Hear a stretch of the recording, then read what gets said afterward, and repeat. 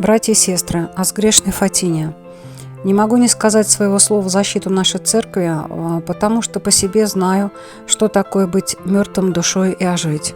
И слово мое к тем, кто не принимает русскую православную церковь Царской империи, кто видит грозные события, но продолжает ходить в МП или не ходить никуда. Знаете, когда-то давно, лет 15 назад, Кирилл Гундяев, общаясь со студенческой аудиторией, говорил о переформатировании сознания и о размывании границ между черным и белым. Это теперь стало понятно, что сказано то было, чтобы обозначить программу действий. Сказано в лицо, вуалируя красивыми фразами. Вот смотрите, на протяжении многих лет нас незаметно так приучали принимать за должное то, что таковым никак не может быть. Сложно, конечно, современному человеку разобраться в хаосе информации, которая сознательно запутывает, отвлекает и развлекает, и вводит в такую духовную ничтожность, невесомость, отупение, нежелание потрудиться о духовном.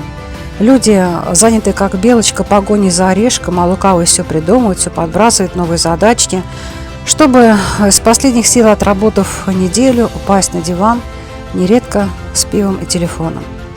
А Господь отодвигается в сторону, когда для него найдется время. Вот и стало казаться нормальным неуважение к мужчине как к образу Господа, работа месяцами в отрыве от семьи, супруга или супруги, вольные отношения между родителями и детьми. Стало неудивительным даже бить в полиции человека просто задержанного. В ответ слышишь: но это же полиция. И что? Разве это правильно? Труд стал восприниматься как рабство. А ведь в молитве за детей сказано, что труд, укрепляемый благочестием, доставляет всей жизни безмятежное довольство и в вечности неизреченное блаженство. Дети не хотят учиться, учителя учить, врачи лечить, и все что-то пишут, снимают, размещают в интернете, разрабатывая рейтинги и категории.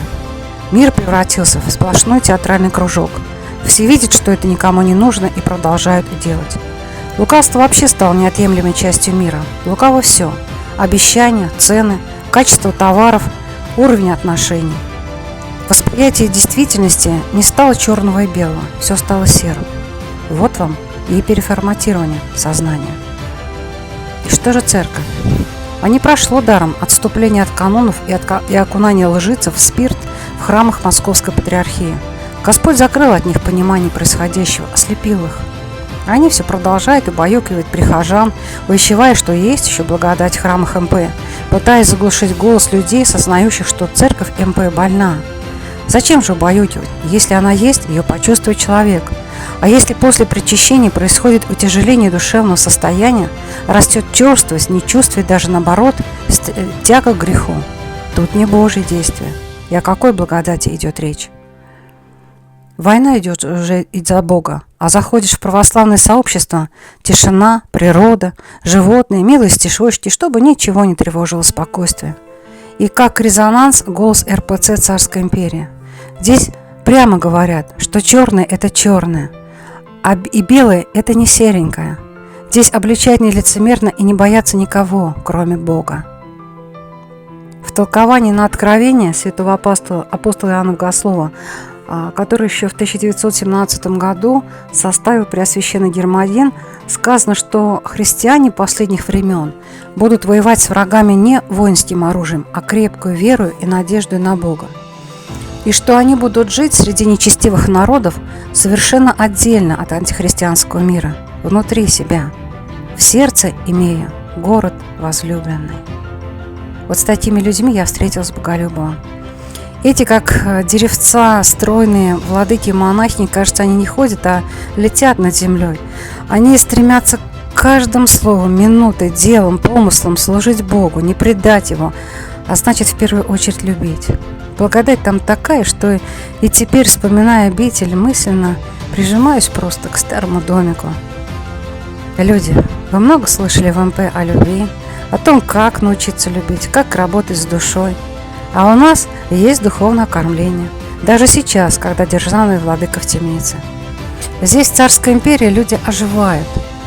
И наш державный владыка, пророк Илия, царь, патриарх Зосима, учит нас идти на Голгофу, распять свои грехи, страсти, вычистить из души все закоулочки, все не просто грязное, но и все нечистое, несветлое.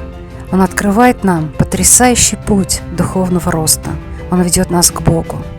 Так скажите, за что же забирают и бьют, издеваются, унижают наших владык, братьев и сестер? Но знаете, несмотря на внешние события, сейчас происходит удивительное. Нет с нами рядом царя-батюшки, рассудительного митрополита Еноха, лучезарного владыки Симеона, бесконечно дорогой матушки Сафронии. Они несут свой крест, несут страдания и за нас, за то, чтобы каменные и черствые сердца наши изменились, оттаяли. И происходит что-то совершенно непостижимое. Мы так далеки друг от друга, но единение растет. Мы объединяемся в одно целое, объединяемся духом. Мы не упрятались. Голос царской империи становится все глубже, звучит все громче, и все больше сердец раскрываются, спадают оковы малодушия и страха. И это непостижимо, потому что это делает Господь. Услышьте, люди, время сочтено, но оно еще немножечко есть. И есть последняя возможность сделать шаг навстречу Господу в истинной церкви. Яко с нами Бог.